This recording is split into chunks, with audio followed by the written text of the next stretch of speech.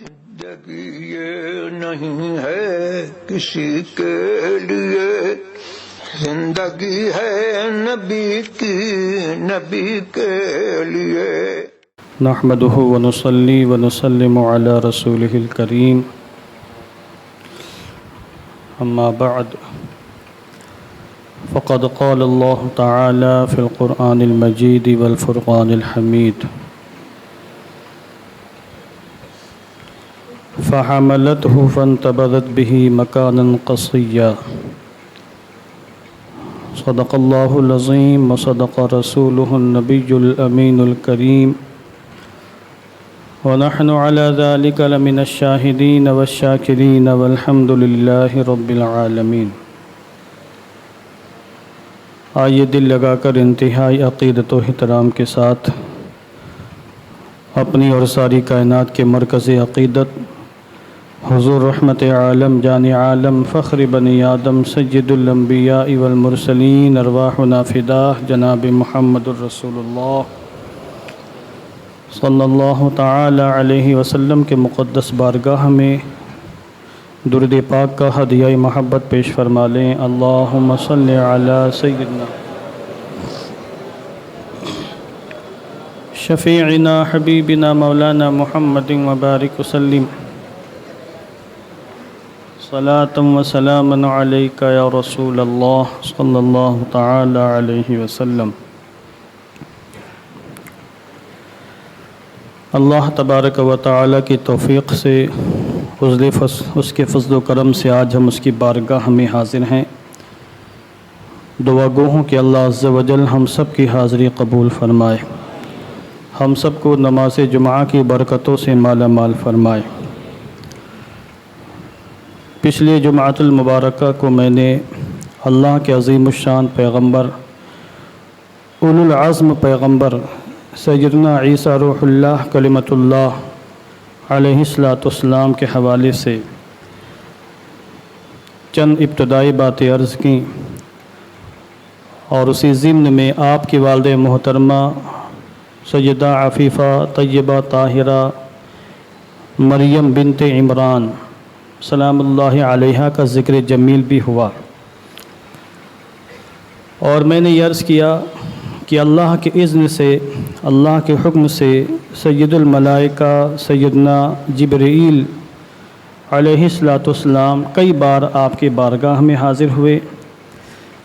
ایک بار تو آپ کو بشارت دینے کی غرض سے تشریف لائے اور یہ فرمایا کہ اللہ نے آپ کو چن لیا ہے، منتخب فرما لیا ہے، اور پھر ایک بار آپ کو بیٹے کی بشارت دینے کے لیے تشریف لائے اور یہ فرمایا کہ میں تمہارے پاس اس لیے آیا ہوں تاکہ اللہ کے اذن سے میں تمہیں ایک بیٹا عطا کروں۔ اور بعد میں تیسری مرتبہ حضرت جبرائیل آپ کی بارگاہ میں آئے آپ کی گریبان میں دم کرنے کے لیے، اور آپ کے دم کرتے ہی حضرت مریم سلام اللہ علیہا حاملہ ہو گئیں، اور حضرت عیسیٰ روح اللہ اپنی والدہ محترمہ کے شکم میں آ گئے۔ اور یہ میں نے عرض کیا ہے کہ حضرت مریم بیت المقدس کی خاتمہ تھیں۔ اللہ رب العزت نے خاص طور پر آپ کی خدمت کو قبول فرمایا تھا، حالانکہ والدہ محترمہ نے منت مانی تھی بیٹا ہوگا تو میں خادم بناؤں گی بیت المقدس کا، مگر بیٹی ہوئی، مگر اللہ نے اجازت دے دی اور کہا کہ یہ بیٹی بیٹوں سے افضل ہے۔ حضرت مریم سلام اللہ علیہا کے ساتھ آپ کے ایک چچیرے بھائی بھی تھے جن کا نام یوسف نجار ہے، اور یہ آپ کے کزن تھے، یہ بھی بیت المقدس کے خادم تھے، بیت المقدس کی نگرانی کرنا، صفائی ستھرائی کا اہتمام کرنا اور اللہ رب العزت کی عبادت کرنا، یہ سارے کام حضرت یوسف نجار کے بھی تھے۔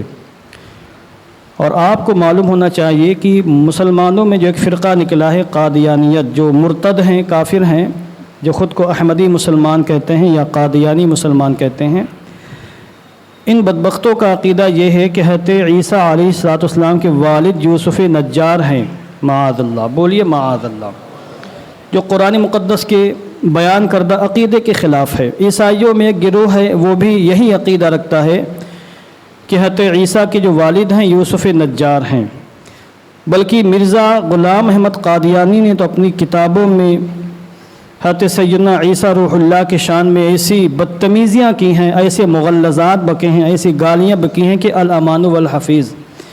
میں نے اپنی کتاب تاجدار ختم نبوت کے اندر اس کے چند نمونے پیش کیے ہیں کہ جس بدبختی کا مظاہرہ مرزا قادیانی نے کیا ہے۔ آج بھی اس کے چیلے چموٹے اس کو ماننے والے یہی عقیدہ رکھتے ہیں کہ یوسف نجار معاذ اللہ حضرت مریم سے انہوں نے وطی کی اور اس سے حضرت عیسیٰ پیدا ہوئے، لا حول ولا قوت الا باللہ۔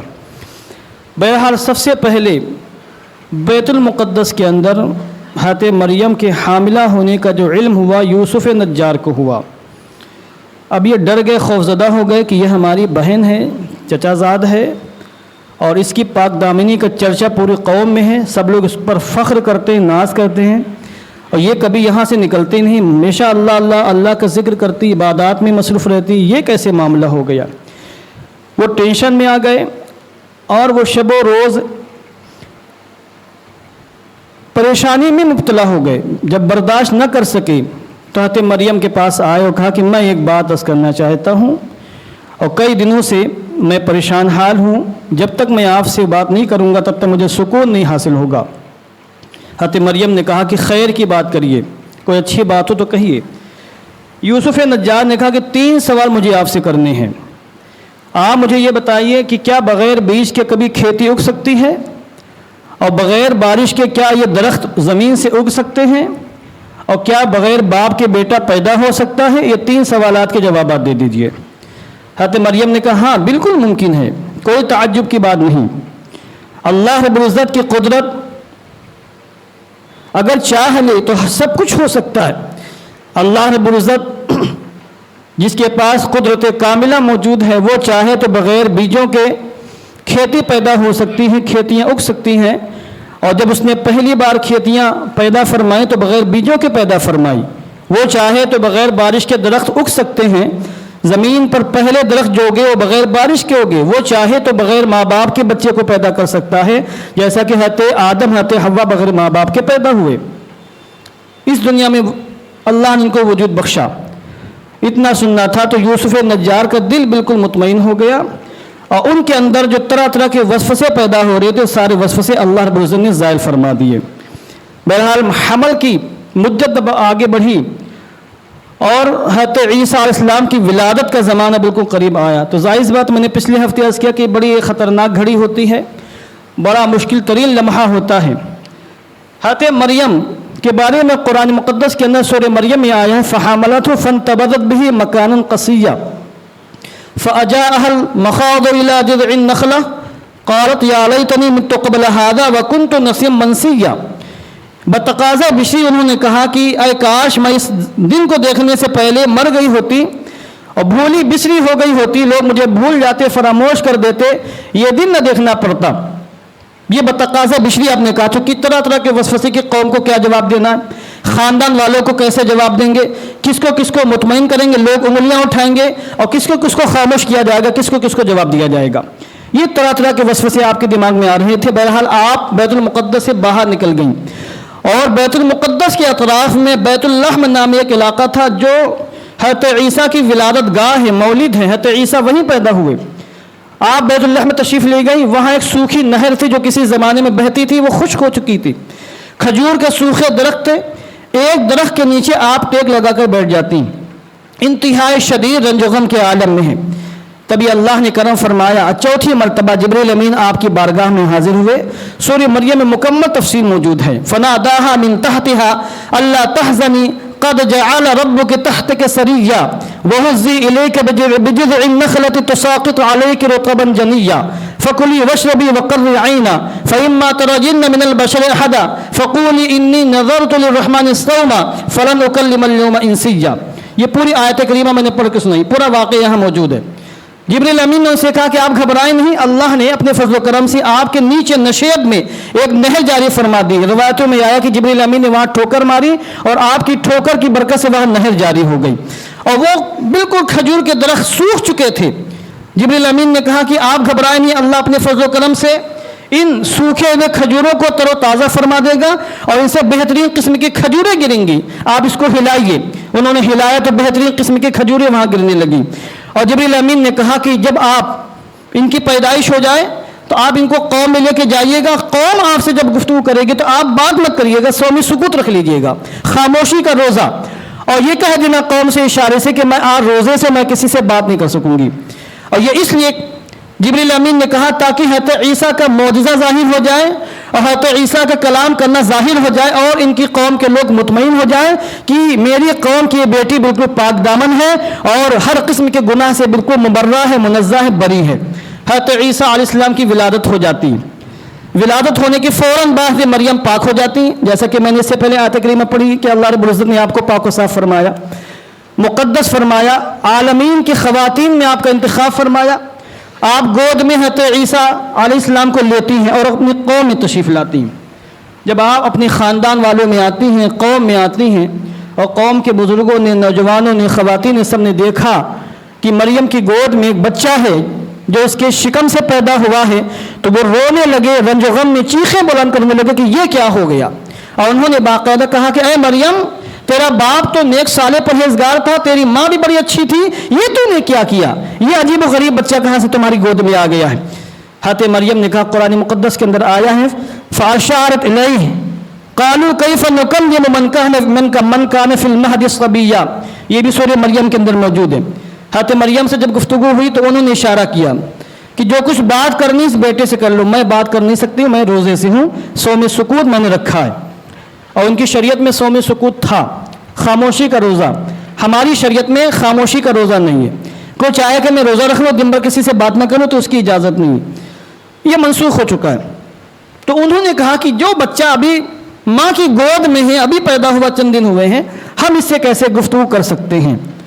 حضور رحمت عالم جان عالم ارشاد فرماتے ہیں کہ حضرت عیسیٰ ان کا کلام سن رہے تھے اور اپنی ماں کا دودھ پی رہے تھے۔ جب انہوں نے یہ باتیں کی کہ ہم اس بچے سے کیسے بات کریں گے، تو انہوں نے اپنا منہ ماں کی پستان سے ہٹایا اور اپنا بایاں ہاتھ اس طور پر کیا کہ اپنے سر کا سہارا، اپنے سر کو بائیں ہاتھ پہ رکھا اور داہنے ہاتھ سے اشارہ کرتے ہوئے یہ فرمایا، قرآن مقدس کے اندر وہ الفاظ موجود ہیں، قال انی عبد اللہ آتانی الکتاب وجعلنی نبیا وجعلنی مبارکا اینما کنت واوصانی بالصلاة والزکاة ما دمت حیا وبرا بوالدتی ولم یجعلنی جبارا شقیا والسلام علی یوم ولدت ویوم اموت ویوم ابعث حیا۔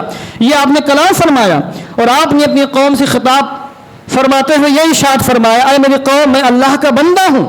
یہ آپ نے اس لیے فرمایا تاکہ آپ کو علم تھا کہ یہ قوم آگے چل کے خدا کا بیٹا کہنے والی ہے، تو آپ نے جب نبوت کا اعلان فرمایا بچپن ہی میں، تو آپ نے یہ فرمایا کہ میں اللہ کا عبد ہوں، اللہ کا بندہ ہوں، اس سے مجھے کتاب عطا فرمائی ہے اور جہاں کہیں بھی رہوں اللہ نے مجھے مبارک فرمایا، برکت والا بنایا ہے، اور مجھے اللہ نے نماز ادا کرنے کا، زکوٰۃ ادا کرنے کا حکم ارشاد فرمایا ہے، اور مجھے یہ حکم دیا کہ میں اپنی والدہ کے ساتھ اچھا سلوک کروں، مجھ پر سلام کی جس وقت میں پیدا ہوا اور جس وقت میں مبعوث کیا جاؤں گا، جس وقت مجھے وفات ہوگی اور جس وقت میں مبعوث کیا جاؤں گا اس وقت مجھ پر سلامتی نازل ہو۔ یہ کلام آپ نے فرمایا۔ اس کے بعد پھر آپ اپنی ماں کی گود میں لیٹ گئے اور آرام فرمانے لگے۔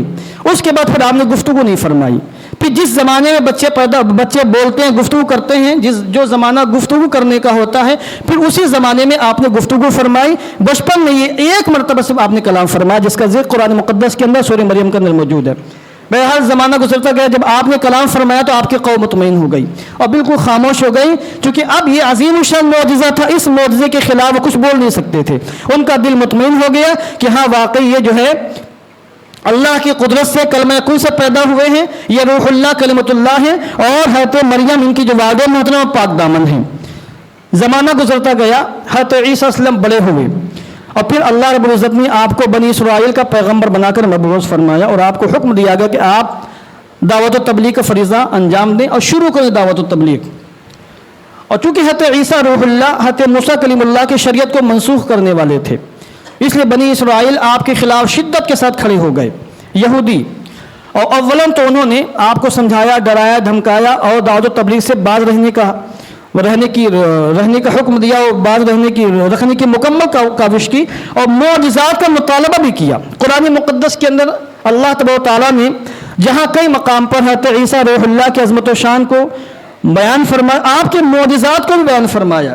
مثلا سورہ آل عمران میں ایک ہی آیت کریمہ میں آپ کے 5 معجزات کو اللہ نے بیان فرمایا۔ وَرَسُولًا إِلَىٰ بَنِي إِسْرَائِيلَ أَنِّي قَدْ جِئْتُكُم بِآيَةٍ مِّن رَّبِّكُمْ أَنِّي أَخْلُقُ لَكُم مِّنَ الطِّينِ كَهَيْئَةِ الطَّيْرِ فَأَنفُخُ فِيهِ فَيَكُونُ طَيْرًا بِإِذْنِ اللَّهِ وَأُبْرِئُ الْأَكْمَهَ وَالْأَبْرَصَ وَأُحْيِي الْمَوْتَىٰ بِإِذْنِ اللَّهِ وَأُنَبِّئُكُم بِمَا تَأْكُلُونَ وَمَا تَدَّخِرُونَ فِي بُيُوتِكُمْ إِنَّ فِي ذَلِكَ لَآيَةً لَّكُمْ إِن كُنتُم مُّؤْمِنِينَ۔ یہ میں نے سورہ آل عمران کی آیت کریمہ پڑھی ہے۔ پھر 7ویں پارے میں بھی یہی آیت کریمہ دوسرے انداز میں، وہاں بھی یہ معجزات بیان کیے گئے۔ 5 معجزات اللہ نے اس ایک آیت کریمہ میں بیان فرمائے۔ بنی اسرائیل نے کہا کہ آپ معجزہ دکھائیں، آپ پیغمبر ہونے کا دعویٰ کر رہے ہیں، یہ کہتے ہیں میں اللہ کا رسول ہوں اور میں بنی اسرائیل کی شریعت کو منسوخ کرنے والے معجزہ دکھائیں۔ تو آپ نے فرمایا کیا معجزہ دیکھنا چاہتے ہو؟ تو انہوں نے کہا کہ آپ میری نظروں کے سامنے زمین سے مٹی لیں اور چمگادڑ کی شکل بنائیں اور اس کو پھونک مار کے زندہ کر کے دکھائیں۔ آپ نے مٹی لی، اس کو گوندھا، اور مٹی گوندنے کے بعد جب وہ آٹے کی طرح ہو گئی تو آپ نے اس کو چمگادڑ کی شکل میں تبدیل کیا، اپنے ہاتھوں سے چمگادڑ کا نقشہ بنایا اور اس میں پھونک ماری، اور دیکھتے ہی دیکھتے اس میں جان پیدا ہو گئی اور وہ پرندہ اڑ کر آپ کے ہاتھوں سے دور چلا گیا۔ وہ دیکھ کر حیرت زدہ ہو گیا، مگر کہنے لگے یہ جادو ہے جادو۔ چند لوگ مسلمان ہوئے، ان کا کلمہ پڑھا، مگر باقی لوگ یہ کہہ کر وہاں سے نکل گئے کہ یہ تو جادو ٹونا ہے اور یہ تو بہت بڑے جادوگر ہیں۔ اس طرح آپ کی شان یہ بھی ظاہر ہے کہ اللہ رب العزت نے آپ کو یہ معجزہ عطا فرمایا کہ آپ جب کسی نابینا کی آنکھوں میں ہاتھ پھیرا کرتے تھے تو اس کی آنکھوں میں نور اتر آتا تھا، اس کی نابینائی ختم ہو جایا کرتی تھی۔ قرآن مقدس کے اندر اس کا بھی تذکرہ موجود ہے، اور آپ کا چرچا ہوا دور دور تک کہ بیت المقدس میں اللہ کے ایسے عظیم الشان بندے ہیں کہ جو ہاتھوں کو پھیر کر مادر ذات اندھوں کو ٹھیک کر دیتے ہیں، کوڑ کی بیماری والوں کو ٹھیک کر دیتے ہیں، جن کو سفید داغ کی بیماری ہوتی ہے وہ ہاتھ پھیر کر ٹھیک کر دیتے ہیں۔ تو روایتوں میں آیا ہے کہ ایک دن میں 50 ہزار لوگ آپ کی بارگاہ میں حاضر ہو جایا کرتے تھے۔ وہ لوگ بھی جن کی بیماریوں کا علاج تھا، ڈاکٹر اس زمانے کے جو طبیب تھے وہ علاج کرتے تھے، اس طرح کی بیماری والے بھی آپ کی بارگاہ میں آتے تھے۔ اور وہ بیماریاں جن کا ڈاکٹر علاج نہیں کر پا رہے تھے، مثلا مادر ذات اندھا، کوڑ کی بیماری والا، یہ وہ بیماریاں تھیں جن کا علاج اس زمانے کے انسانوں کے پاس نہیں تھا اور آج بھی علاج نہیں ہے۔ اس طرح کے لوگ سمٹ کر آپ کی بارگاہ میں آتے تھے، گرتے پڑتے کانپتے لنگلاتے، گھوڑوں پر سوار ہو کر، خچروں پر سوار ہو کر، جو بھی زمانے میں سفر کرنے کے ذریعے تھے، ان تمام ذرائع اور اسباب کے ذریعے سے وہ لوگ آپ کی بارگاہ میں آتے تھے اور آپ ہاتھ پھیر پھیر کر ان کو شفا عطا فرمایا کرتے تھے۔ قرآن مقدس کے اندر اس کا تذکرہ موجود ہے۔ اس کے بعد آپ کا اسی آیت کریمہ ایک معجزہ یہ ہے کہ آپ کی بارگاہ میں جو یہودی آیا کرتے تھے، بیٹھے تھے، آپ کی باتیں سنتے تھے، تو آپ فرماتے تھے کہ مجھے اللہ نے علم غیب عطا فرمایا اور میں جانتا ہوں تم کیا کھا کے آئے ہو، تم کیا کھا کر آئے ہو، ابھی جا کے کیا کھاؤ گے اور آئندہ کیا بچا کے رکھو گے، ان سب کا علم مجھے ہے۔ وَأُنَبِّئُكُم بِمَا تَأْكُلُونَ وَمَا تَدَّخِرُونَ، میں تمہیں بتا دوں گا جو تم کھاتے ہو اور جسے کل کے لیے بچا کر رکھتے ہو، سب کا علم مجھے ہے۔ اور آپ بتایا کرتے تھے۔ بنی اسرائیل کے بچے، چھوٹے چھوٹے بچے آپ کی بارگاہ میں آ کر آپ سے کھیلا کرتے تھے، آپ کی برکتیں لوٹا کرتے، اور آپ کو بچوں سے چونکہ بڑی انسیت تھی، بچوں کے سروں پر ہاتھ پھیرنا، بچوں پر شفقت و محبت کے ساتھ پیش آنے، یہ سارے معاملات تھے۔ تو بنی اسرائیل کے بچے فطری طور پر آپ سے بڑی محبت فرمایا کرتے تھے اور آپ کی بارگاہ میں حاضر ہو جایا کرتے تھے۔ تو آپ ان بچوں سے کہتے تھے کہ ابھی تم کیا کھا کے آئے ہو، میں بتا دوں گا، گھر جا کے کیا کھاؤ گے، تمہارے والدین نے تمہارے لیے کیا رکھا ہے وہ بھی میں بتا دوں گا۔ تو وہ اپنے گھروں میں آتے تھے تو ان کے ماں باپ قبل اس کے کہ کچھ پیش کرتے، وہ بچے پہلے بتاتے آپ یہ پیش کرنے والی ہیں، آپ نے میرے لیے یہ بنا کے رکھا ہے۔ تو وہ لوگ حیرت زدہ ہوتے کہ یہ تم کو کس نے بتایا؟ تو بچے کہتے کہ روح اللہ نے ہم کو بتایا ہے، کلمت اللہ نے ہم کو بتایا ہے، عیسیٰ ابن مریم نے ہم کو بتایا ہے۔ تو ان لوگوں نے بچوں کو سختی کے ساتھ بنا کے کوئی بھی ان کے پاس نہیں جائے گا ورنہ تمہارا دین تبدیل کر دے گا، تمہارا دھرم تبدیل کر دے گا، وہ انسان جادوگر ہے۔ پھر ان لوگوں نے جو آس پڑوس میں رہتے تھے اپنے بچوں کو ایک بہت بڑے مکان میں چھپا دیا۔ حضرت عیسیٰ روح اللہ نے دیکھا کہ بہت دنوں سے کوئی بچہ میرے پاس نہیں آیا، تو آپ تشریف لے گئے تلاش کرنے کے لیے کہ وہ بچے فلاں فلاں کے بچے کہاں گئے۔ تو دیکھا کہ ایک بہت بڑا مکان ہے جو ہر چاہا جانے سے بند ہے۔ تو آپ نے وہاں گزرنے والوں سے پوچھا کہ اس کے اندر کیا ہے، تو انہوں کو معلوم تھا کہ اگر ہم بتا دیں گے کہ بچے ہیں تو یہ بچوں سے ملاقات کرنا چاہیں گے۔ تو انہوں نے کہا اس کے اندر جانور بند ہیں، 12 روایتوں میں ایک انہوں نے کہا اس کے اندر خنزیر ہم نے بند کر کے رکھے، باقی یہاں کچھ نہیں ہے۔ تو آپ نے فرمایا اگر خنزیر ہے تو خنزیر ہی ہوں گے، پھر آپ تشریف لے گئے۔ پھر उन लोगों ने जब अपने बच्चों को खोला तो वो सब खिंजीर थे, उसमें कोई भी इंसान का बच्चा नहीं था। ये आपका मौजज़ा ज़ाहिर हो गया। उनको सबक सिखाने के लिए उनको मालूम हो गया कि पैगम्बरों के साथ झूठ बोलने का अंजाम क्या होता है, पैगम्बरों की तौहीन करने का अंजाम क्या होता है। हज़रत सैयदना अब्दुल्लाह इब्न अब्बास से मरवी है कि हज़रत ईसा रूहुल्लाह ने पूरी ज़िंदगी में 33 साल की उम्र में आपको ज़िंदा आसमान पर उठाया गया है। ये रवायतों के अंदर मौजूद है, दीगर रवायतें भी हैं, मगर इमाम जलालुद्दीन सुयूती ने 33 साल की रवायत को तरजीह दी और ये फरमाया कि जिस वक्त आपको आसमानों पर जिंदा उठाया गया आप 33 साल के थे और आपकी वालिदा मोहतरमा जिंदा थी। तो हज़रत अब्दुल्लाह इब्न अब्बास फरमाते हैं कि 4 मुर्दों को आपने जिंदा फरमाया है। 4 मुर्दों को, एक आज़िर नामी मुर्दा था जिसका इंतकाल हो गया था, जो आपसे बड़ी मोहब्बत फरमाता था। वो इत्तेफाक से जब बीमार हुआ तो आपके इलाके से 3 दिन की दूरी पर वो मौजूद था। उसकी बहन ने आपकी बारगाह में आकर अर्ज़ किया कि हुजूर आज़िर नामी जो आपका आशिक है, आपसे मोहब्बत फरमाता है, वो सख्त बीमार है, आप देख लें चलकर। हज़रत ईसा रूहुल्लाह तशरीफ़ ले जाने लगे, आप रास्ते ही में थे कि उसका इंतकाल हो गया। आप तशरीफ़ ले गए, पूछा कब्र कहाँ है, आप कब्र के पास तशरीफ़ ले गए और कब्र के पास जाने के बाद अल्लाह से दुआ फरमाई कि अल्लाह ये मुझसे मोहब्बत करने वाला है, इसको तो ज़िंदा फरमा दे। कब्र चाक हुई और हज़रत आज़िर ज़मीन से ज़िंदा होकर बाहर तशरीफ़ ले आए। उसके बाद वो घर गए, उनकी शादी हुई, औलाद पैदा हुई और न जाने कितने ज़माने तक ज़िंदा रहे, बाद में उनको वफ़ात हुई है। ये होता है मौज़े में और जादू में फ़र्क। जादू में हकीकत तब्दील नहीं होती, नज़रबंदी का मामला होता है और थोड़ी देर में जादू टाटा फिश हो जाता है। मगर जो मौजज़ात अल्लाह ने नबियों को अता फरमाए थे, उनकी शान ये थी कि हकीकत तब्दील हो जाया करती थी। वो जिंदा भी हुए, शादी भी हुई, बच्चे भी हुए, औलाद हुई, उसके बाद वो एक ज़माने तक जिंदा रहे, बाद में उनकी वफ़ात हुई है। इसी तरीके से एक बुढ़िया का वाक़या भी रवायतों में आया कि उसके बेटे का इंतकाल हो गया और जनाजा हज़रत ईसा रूहुल्लाह के सामने से जा रहा था। आपने फरमाया ये कौन है? तो बुढ़िया ने बताया कि हुजूर ये मेरा बेटा है, जवानी में इंतकाल कर गया। तो आपने उसको भी जिंदा फरमाया। इस तरह 2 वाक़ियात और भी हैं। यहाँ तक कि यहूदियों ने कहा कि आप मेरी मर्जी के मुताबिक मुर्दों को जिंदा करके दिखाएं। तो कहा ठीक है। तो उन्होंने कहा कि हज़रत नूह के बेटे साम की यहाँ कब्र मौजूद है बैतुल मुक़द्दस के क़ुर्ब जवार में। हमें पता है कि उनकी कब्र कहाँ है, साह बिन नूह, साम बिन नूह, हज़रत नूह के बेटे।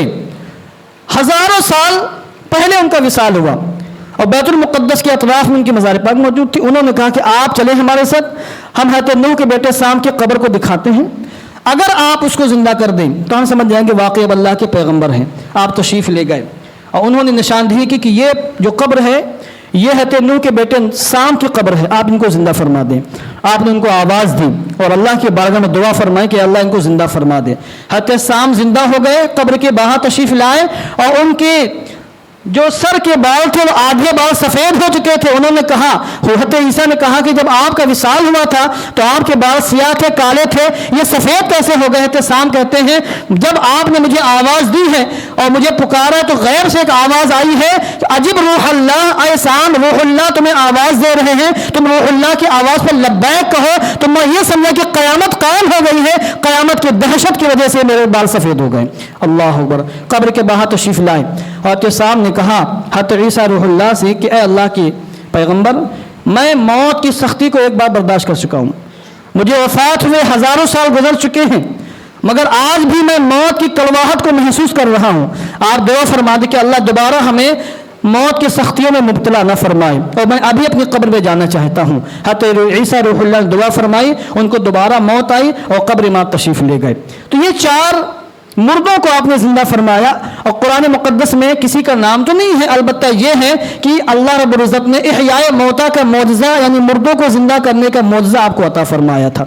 बहरहाल गुफ्तगू तवील हो रही, वक्त गुजर रहा है और हज़रत ईसा रूहुल्लाह अलैहिस्सलाम के बारे में अगर मैं सिर्फ कुरान मुक़द्दस की आयत करीमा पेश करूँ तो फिर उसके लिए कई जुमे दरकार होंगे और फिर भी मुकम्मल बयान नहीं हो सकेगा, क्योंकि सैकड़ों आयत करीमा आपकी अज़मत व शान पर दलालत कर रही हैं और अल्लाह रब्बुल इज़्ज़त ने उन आयत करीमा में आपके अज़मत व शान को बयान फरमाया। बस आखिरी बात, जब यहूदियों ने देखा कि इनका असर रसूख बढ़ता चला जा रहा है और इनके मानने वाले बढ़ते चले जा रहे हैं और ये दावा करते हैं कि अल्लाह ने तुम्हारे दीन को मनसूख कर दिया है, तो अब एक ही चारा है कि इनको किसी तरीके से शहीद कर दिया जाए, कत्ल कर दिया जाए।